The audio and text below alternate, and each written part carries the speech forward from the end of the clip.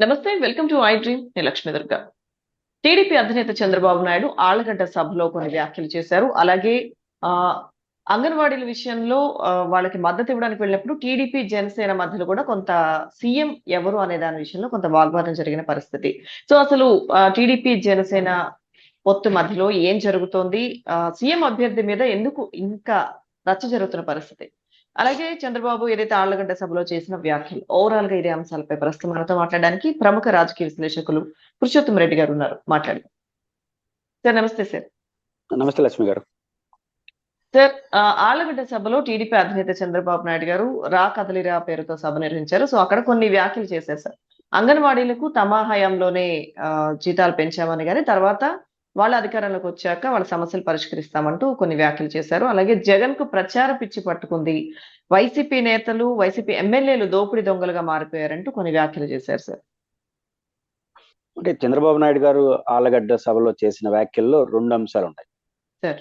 ఒకటి రాజకీయపరమైన అంశాలు, హ్మ్. ఒకటి విధానపరమైన అంశాలు. రాజకీయంగా వైసీపీ పైన వాళ్ళు ఆరోపణ చేయొచ్చు, లేదా వైసీపీ వాళ్ళు వాళ్ళ ఆరోపణలు చేయొచ్చు. 2 ఆరోపణలు ప్రజలు నిర్ధారించుకుంటారు. 2 కీలక హ్మ్. అంశాలు ప్రస్తావన ఏంటంటే, వారు కర్నూలులో హైకోర్టు బెంచి తీసుకొస్తామని చెప్పడం.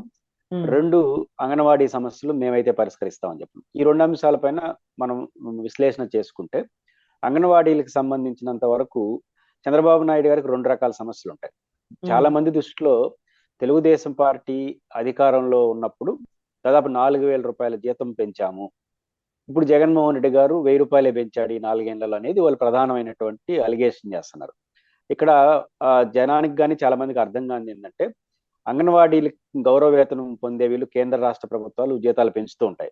హ్మ్. జనరల్ గా ఒక రాష్ట్ర ప్రభుత్వం జీతాలు పెంచితే ఆ జీతాలు అమలయ్యేసరికి కొత్త జీతాలు అమలయ్యేసరికి 6 నెలల నుంచి సంవత్సరం పడుతుంది.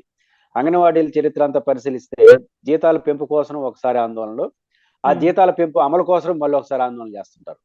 ఇప్పుడు చంద్రబాబు నాయుడు గారి జీతాలు ఎప్పుడు పెంచారో తెలుసా? హ్మ్. రూ. 4,000. అంటే అధికార పార్టీ నుంచి సరైనటువంటి రియాక్షన్ లేదు కాబట్టి వాళ్ళకి అవగాహన లేదో తెలియదు గానీ, హ్మ్. ఆ రూ. 4,000 చంద్రబాబు నాయుడు గారు పెంచింది కూడా అమలు చేసింది జగన్మోహన్ రెడ్డి. అది చాలా మందికి తెలియదు. వైసీపీ వాళ్ళు చెప్పుకోవట్ల. వాళ్ళకి తెలియదేమో బహుశా. ఎందుకంటే చంద్రబాబు నాయుడు గారు ఇంకొక 3 నెలల్లో, 4 నెలల్లో ముఖ్యమంత్రి పదవి నుంచి దిగిపోతాడనంగా హ్మ్. రూ. 4,000 పెంచుతూ విధాన నిర్ణయం ప్రకటించాడు. నేను ఇంతకు ముందే చెప్పాను కదా! అంగన్వాడీలకు జీతాలు పెంపడం ఒక డిమాండు. పెంచిన తర్వాత అమలు చేయడం ఇంకొక డిమాండ్. అంటే హ్మ్. జగన్మోహన్ రెడ్డి గారు ఇంకొక 4 నెలల్లో ముఖ్యమంత్రి అవుతాడనంగా పెంచేశాడు. ఎవరు పెంచారు? చంద్రబాబు.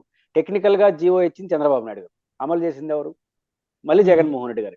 విత్ అరియన్స్‌తో సహా రూ. 4,000 జీతాలు అమలు చేసింది కూడా జగన్మోహన్ రెడ్డి గారు. అంటే ఆ రూ. 4,000తో పాటు జగన్మోహన్ రెడ్డి గారు ఏం చేశారంటే ఎన్నికల ఈ పాదయాత్రలో అంగన్వాడీ కలిసినప్పుడు చుట్టుపక్కల ఉన్న రాష్ట్రాల్లో కన్నా కొంచెం మాకు ఆ సమానమైన జీతం ఇయ్యండి అని వీళ్ళు అడుగుతా ఉన్నారు అంగన్వాడీలు. జగన్ గారిని పాదయాత్రలో. దానికి జగన్ గారు ఇచ్చిన సమాధానం ఏంటంటే, మన తోటి తెలుగు రాష్ట్రమైన తెలంగాణ కన్నా రూ. 1,000 ఎక్కువే ఇస్తాను అని చెప్పాడు. హ్మ్. ఎప్పుడు చంద్రబాబు నాయుడు గారు ఎప్పుడైతే రూ. 4,000 పెంచారో అప్పుడు ఈక్వల్ అయింది తెలంగాణకి, ఆంధ్రప్రదేశ్‌కి. 10,500 అయింది. హ్మ్. జగన్మోహన్ రెడ్డి గారు అధికారంలోకి వచ్చిన వెంటనే 2 బర్డన్‌లు. ఒకటి చంద్రబాబు నాయుడు గారు ఏదైతే రూ. 4,000 పెంచాడో, ఆ రూ. 4,000 పెంచిన దాన్ని ప్లస్ అరియర్స్‌ని అమలు చేసింది మళ్ళీ జగన్. హ్మ్. ఇంకొక రూ. 1,000 అదనంగా పెంచి తెలంగాణ కన్నా ఒక రూ. 1,000 పెంచి 11,500 చేసినాడు. హ్మ్. అంటే చంద్రబాబు నాయుడు గారు పెంచింది అమలు చేసింది జగనే. అదనంగా ఆయన చెప్పినట్టు పాదయాత్రలో రూ. 1,000 పెంచాడు. హ్మ్. కాబట్టి ఆ రోజు ఆయన ఎన్నికల హామీని నెరవేర్చినట్టే. ఆ తర్వాత ఇప్పుడు మళ్ళీ తెలంగాణ ప్రభుత్వం ఒక రూ. 3,000 పెంచింది. హ్మ్. కాబట్టి ఇప్పుడు 14,500 ఉంది. అంటే ఎప్పుడు ఈ మధ్య 6 నెలలకో, సంవత్సరం క్రితం. కాబట్టి హ్మ్. దానికన్నా ఇంకో రూ. 1,000 పెంచమని వాళ్ళు అడుగుతున్నారు. ఆయా తెలంగాణతో పోటీ పడడం పాయింట్ లేదు. అంగన్వాడీలు కష్టపడుతున్నారు. వాళ్ళకి జీతాలు పెంచమనే డిమాండ్ తప్పు కాదు. బట్ ఆంధ్రప్రదేశ్ ప్రభుత్వం దానికి ఆన్సర్ చేస్తుంది. అది ఇక్కడ హ్మ్. చంద్రబాబు నాయుడు గారు ఆన్సర్ చేయాల్సింది ఏంటంటే, మీరు ఎప్పుడు పెంచారు? ఎప్పుడు పెంచారంటే ఇంకో 3 నెలల్లో మీరు అమలు చేయనప్పుడు పెంచినారు. మీరు అమలు హ్మ్. చేయలేరు. పెంచేసి జిఓ నంబర్ మీ పేరుతో ఉంది కాబట్టి నేనే పెంచానంటే ఎట్లా? హ్మ్. ఇప్పుడు జగన్మోహన్ రెడ్డి గారు రూ. 1,000 పెంచుతారన్నాడు. ఎప్పుడు పెంచాడు? అధికారంలోకి వచ్చిన వెంటనే పెంచాడు. అంటే అధికారంలో 3 నెలల్లో పోతారనంగా చంద్రబాబు నాయుడు పెంచారు. దాన్ని అమలు చేయలా. జగన్మోహన్ రెడ్డి గారు చంద్రబాబు నాయుడు గారు ఇచ్చిన జీవోని అమలు చేస్తూ, తాను ఇచ్చిన రూ. 1,000 హామీని అమలు చేశాడు. వితిన్ స్టార్టింగ్‌లో.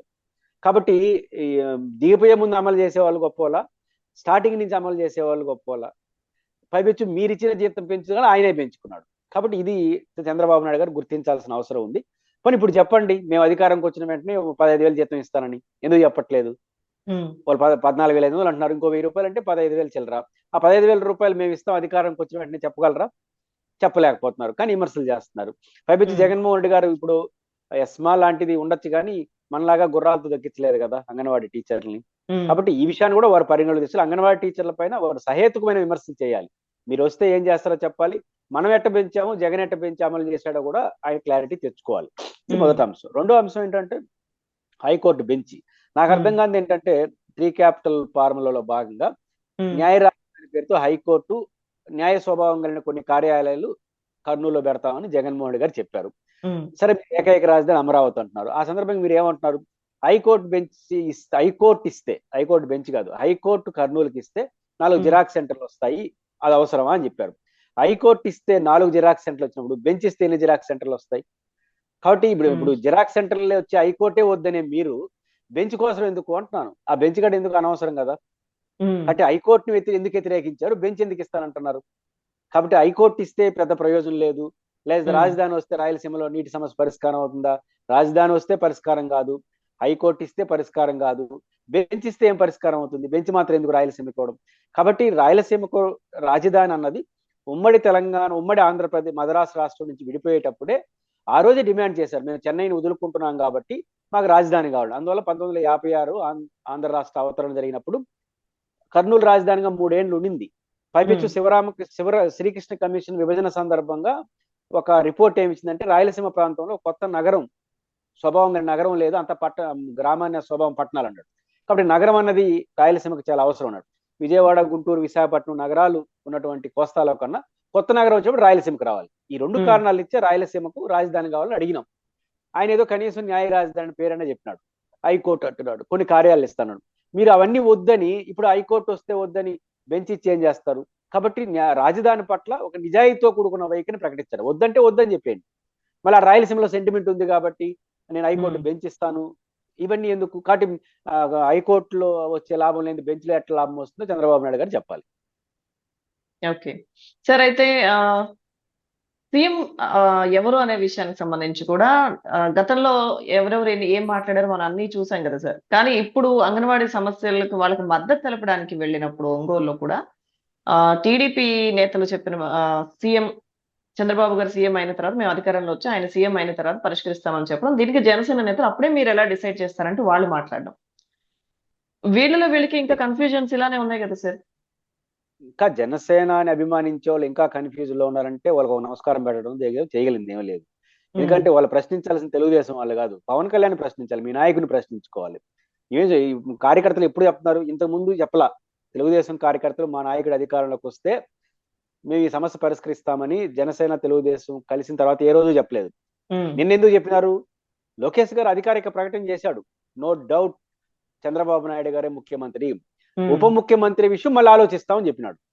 మీకు ముఖ్యమంత్రి గురించి కాదు, ఉప ముఖ్యమంత్రి ఆలోచిస్తామని తెలుగుదేశం పార్టీ ప్రధాన కార్యదర్శి హోదాలో లోకేష్ గారు ప్రకటన చేశాడు. ప్రకటన చేయడంతో పాటు ఈ విషయాలన్నీ లోకేష్ గారికి, చంద్రబాబు నాయుడు గారికి, పవన్ కళ్యాణ్ గారికి స్పష్టమైన అవగాహన ఉందని చెప్పినాడు.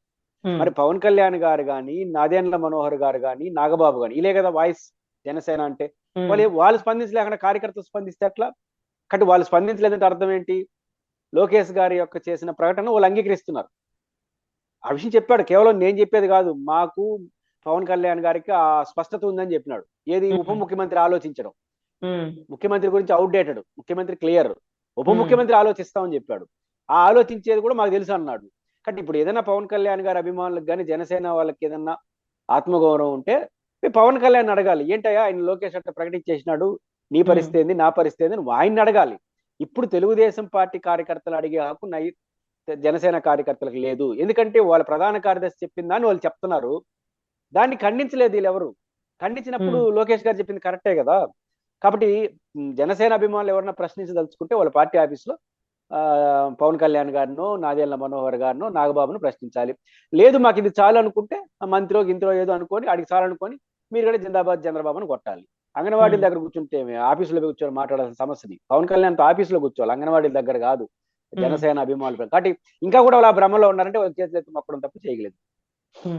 సో సార్ అయితే ఇంకా ఇటువంటి వ్యాఖ్యలు ఏదైతే ఆళ్లగడ్డ బహిరంగ సభలో ఇప్పుడు రా కదలిరా అంటూ సభలు నిర్వహిస్తున్నారు కాబట్టి ఈ ఏదైతే చెప్తున్నారో ఇవన్నీ నమ్మే పరిస్థితి ఉందంటారా లేదంటారా? దీని మీద రకరకాల చర్చలు నడుస్తున్నాయి కదా. అంటే ప్రధానంగా రాజకీయాలు ఎలా ఉంటుందంటే అధికార పార్టీ మీద ఉన్న వ్యతిరేకత నమ్మకాలతో సంబంధం లేకుండా ప్రతిపక్ష ఓట్లుగా పడిపోతాయి. కానీ గెలవాలంటే కేవలం అధికార పార్టీ మీద ఉన్న వ్యతిరేక ఓట్లే కాదు, తమ పట్ల అనుకూల ఓట్లు కూడా మారాలి. రెండు ఉంటేనే విజయం సాధిస్తారు. జగన్మోహన్ రెడ్డి గారు 2019లో చంద్రబాబు నాయుడు గారి మీద వ్యతిరేకత, జగన్ రావాలని ఆకాంక్ష రెండు పనిచేసాయి కాబట్టి ఆయన విజయం సాధించాడు. కేవలం చంద్రబాబు మీద వ్యతిరేకత ఉంటే 2014లోనే గెలుచుంటాడు. కాబట్టి పాజిటివ్ ఓట్, నెగిటివ్ ఓట్ రెండు పనిచేసింది జగన్ గారికి. మీకు కూడా గెలవాలంటే పాజిటివ్ ఓట్, నెగిటివ్ ఓట్ రెండు ఉండాలంటే ఫస్ట్ మీ మిత్రపక్షాల పట్ల పర్ఫెక్ట్ ఉండాలి. జనసేన ఏమో నిన్న ఎలక్షన్ కమిషన్ పోయినప్పుడు అలయన్స్ పార్ట్నర్ మీరే రాస్తారు. బీజేపీ వాళ్ళు మేము పోతాం 24లో అంటారు. వాళ్ళు మీతో కలవరు. ఇంత అనైతికమైనటువంటి రాజకీయాలు మంచిది కాదు. రెండో పాయింట్, మీరు ఇచ్చే హామీల పట్ల మీకు స్పష్టత ఉండాలి. ఈరోజు రాయలసీమకు సంబంధించి మీరు మాట్లాడారు. మీ వైఖరి ఏంటి? 3 రాజధానులు వ్యతిరేకం, హైకోర్టు వ్యతిరేకం, కానీ బెంచ్ ఇస్తాము. ఎందుకు ఇవ్వాలి బెంచ్? కాబట్టి కీలకమైన అంశాల పట్ల ఒక నిజాయితీతో కూడుకున్న వ్యవహారం చేయగలిగితే సంక్షేమ పథకాలు మంచిది కాదన్నారు. ఇప్పుడు ఎట్లా ఇస్తారు? అంతకన్నా ఎక్కువ ఎట్లా ఇస్తారు? రెండో వైపు గ్రామ సచివాలయాలు అండ్ సచివాలయ సిబ్బంది, వాలంటీర్లందరూ రాజ్యాంగేతర శక్తులు, రాజ్యాంగేతర సంస్థలు. నిన్న అన్నాడు మీ పక్కనే పవన్ కళ్యాణ్ కూర్చొని, రాజ్యాంగేతర సంస్థలు కానీ మీరు ముద్రేసిన తర్వాత ఆ సంస్థల్ని రద్దు చేస్తామని ప్రకటించాలిగా. మీ పక్కనే ఉన్నాడు ఆయన, బయట మీ అలయన్స్ పార్ట్నర్ అని తీసుకుని ఎలక్షన్ కమిషన్ ముందు వచ్చి పవన్ కళ్యాణ్ గారు అన్న మాటలు అవి. రాజ్యాంగేతర సంస్థ ఒక పర్మనెంట్ ఎంప్లాయీస్ పట్టుకొని మీరు దాని గురించి పెట్టండి. మీరేమంటారు? గ్రామ సచివాలయాల్ని, వాలంటీర్లు మేము పద్ధతిగా వాడుకుంటాము, జగన్ లాగా వాడుకుంటాం మీరు అంటారు. మీ అలయన్స్ పార్టీ ఏమో రాజ్యాంగేతర శక్తులు అంటారు. కాబట్టి ఇట్లాంటి కాంట్రడిక్షన్ కాకుండా చేయాలి. కానీ జగన్మోహన్ రెడ్డి గారు వ్యతిరేకించే వాటిలన్నీ సాధారణంగా చంద్రబాబు తప్ప ఇంకోరు పడవు. కేవలం దానే నమ్ముకుంటామంటే మాత్రం అది రాజకీయంగా మీకు లాభం నష్టం ఏం జరిగింది, నైతికంగా కరెక్ట్ కాదు. అదొకటే నమ్ముకుంటే అధికారులు రావడం కూడా సాధ్యం కాదు. Thank you so much sir. Thank you.